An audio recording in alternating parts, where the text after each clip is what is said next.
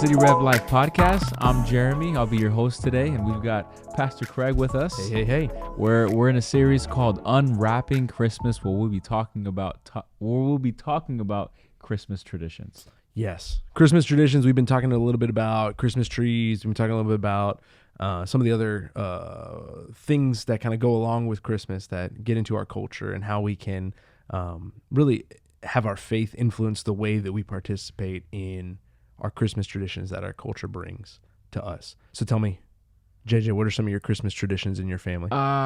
Christmas traditions? Are you the 24th or the 25th? When do you all celebrate?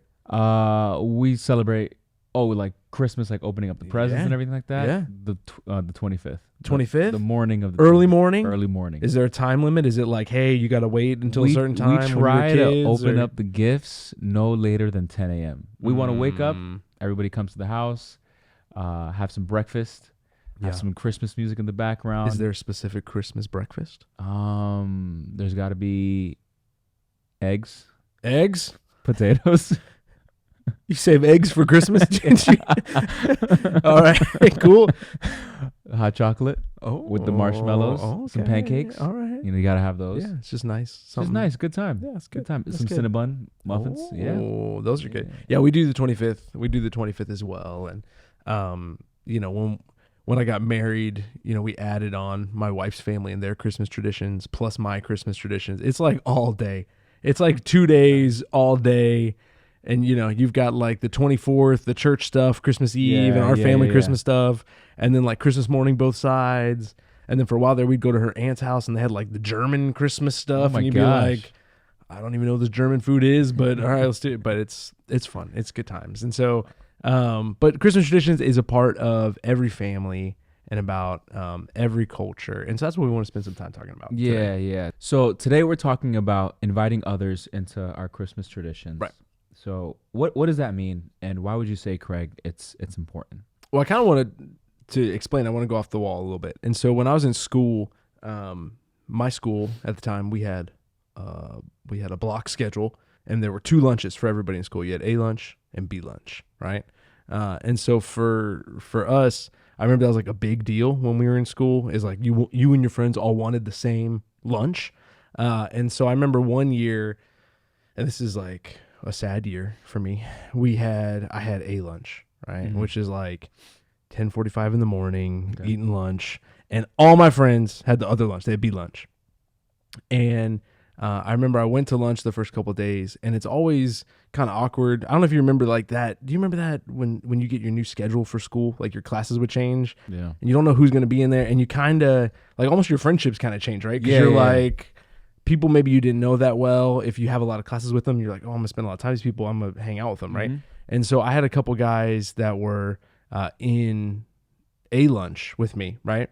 And I was thinking, I didn't know them that well. Like we were friendly, right? I didn't know them that well, but they were good buddies and they were friends. And we had a couple classes together. And I remember just kind of looking for my place in the cafeteria, in the lunchroom, and just thinking all my friends, like all my closest friends, were in the other lunch. And I remember going over to those 2 guys and making small talk and talking with them for a little bit. And they kind of see that I didn't have a place to go, right? And so they're just like, hey, like, you want to sit and eat lunch with us, I was like, yeah, that'd be great, right? And so the next day, didn't ever want to go, went back. The next day, didn't ever want to go, went back. And over time, that just became the habit. Like, I'm eating lunch with these guys, right? And so over the course of this semester, we went from being like acquaintances, like we knew each other and we were, to being really good friends, right? Because we spent every day together, eating lunch together, and they became really good friends. We became really close. And this is a kind of a weird example, right? Because we're talking about Christmas, but this same concept of inviting others in is a really powerful act and can really change our lives, right? Like for those guys, they were cool. They had their thing going on. They had each other. They were eating lunch. Like they were having, a good time.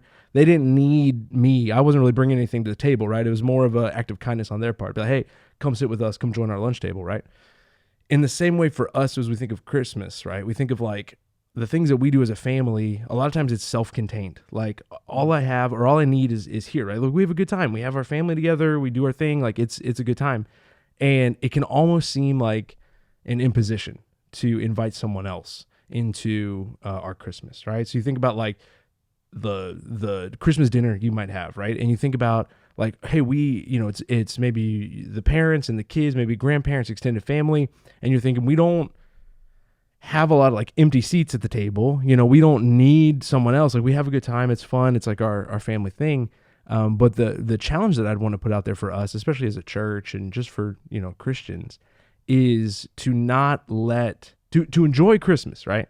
Enjoy Christmas with your family, like let it be a great time, but to not just become so kind of focused inside on your family that we lose track of the people that maybe could really use an invitation during Christmas time. Like we know that Christmas can be very difficult for people, right? Like if they've lost a family member, lost a spouse, or even just, they're new to the area, new in town, like it can just be hard and lonely for people. And so sometimes for some of us, we have such strong traditions and family and community, and we can be like focused on keeping those and enjoying those, that we kind of forget about the outside world, right? So let me read a verse for you real quick. This is found in the letter 1 Peter. All right, so in your New Testament, 1 Peter chapter 4, verse 7, he's writing to Christians, and he's talking about how they need to live their lives now as they wait for the return of Jesus, and really the kind of some of the big higher level things for them to look out for, right? And he talks about in verse 7, he says, "For the end of all things is at hand." Like Jesus is coming back. He's returning one day. Like we're living now for him. "Therefore, be self-controlled and sober-minded for the sake of your prayers." He says this in verse 8. Maybe you've heard this if you're listening. "Above all, keep loving one another earnestly, since love covers a multitude of sins." I'm sure you've heard that before, right? Love covers a multitude of sins.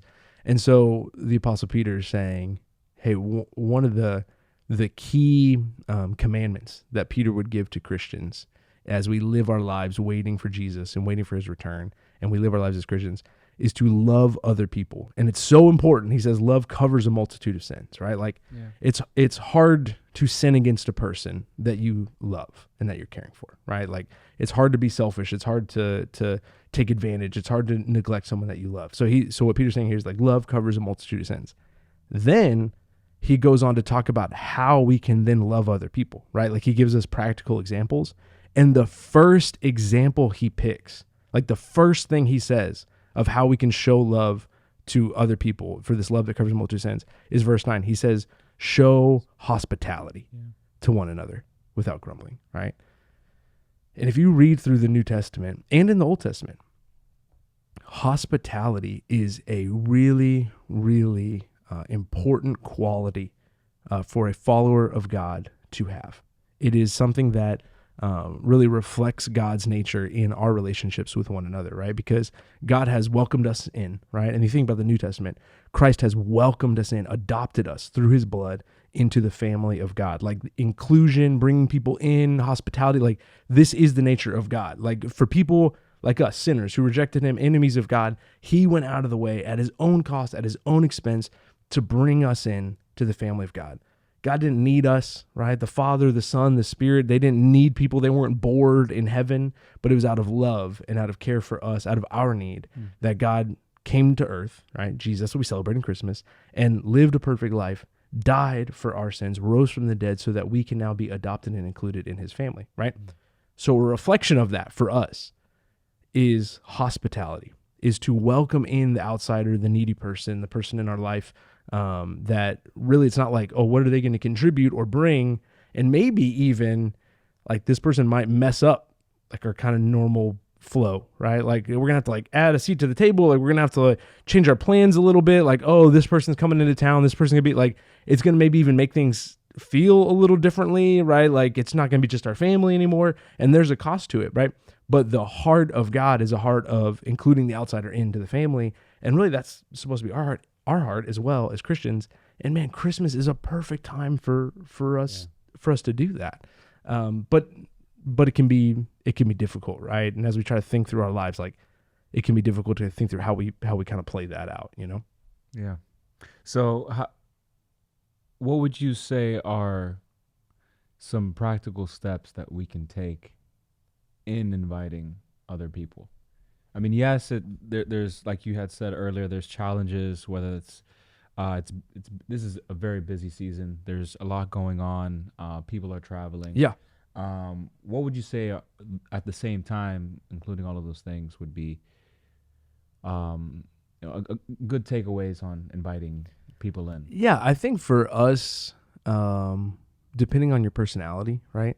I think it's easy to think these ways and go to the extreme and be like, okay, like, I'm just gonna invite people from the town to like sleep in my house Christmas Eve, and we're all gonna open presents together. Like, it doesn't have to be extreme, right? I think you can start slow, but I think what matters the most is really putting thought in beforehand of how you can expand your circle and how you can include people into your Christmas. So whatever your Christmas plans are, right? Like, if you go to church together as a family, that's like a big one, right? Like, even that can be something of like, oh, this is our family's time together to enjoy Christmas. But we can invite people to that, right? We can invite our friends and our neighbors and extended family. They can come with us. They can be a part of that.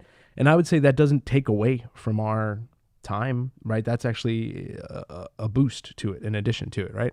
But I also think through just even the other family moments that you might have, like, for our family, when we get dinner together on Christmas Eve, if there's someone that we can invite to, or the big Christmas dinner, or if there is maybe even like extended family that maybe we know, hey, they need someone, could we invite them into Christmas morning when we're unwrapping presents, like whatever that moment is. I think it's okay and good and healthy and fine to still have those moments that's just for your family. Yeah. Like, that's okay. Like, you can, like, especially, I think about like now as a parent of young kids, like that's a beautiful moment, kind of Christmas morning. Here's the, the presents we gave to our kids. We want to unwrap them together and, just enjoy that Christmas morning together. My wife and I and our kids, like that's fine. You have a moment like that with your family. That's fine. You can protect those moments and have those moments too. But I would say that as long as you're thinking about how you can include others in and making an effort to show hospitality, that is living out some of these commands that we see from 1 Peter and throughout the rest of Scripture. Wow, that's good. Well, thank you, Craig, for sharing that. Yeah. I hope this was helpful for you guys. Thank you for listening. Thank you for joining us on the City Rev Life podcast. We'll see you in the next episode. Thank you so much for listening to the City Rev Life podcast. Feel free to subscribe or leave a rate and review. If you want more content or additional resources, head to cityrev.org or download our app. We hope you have a great day.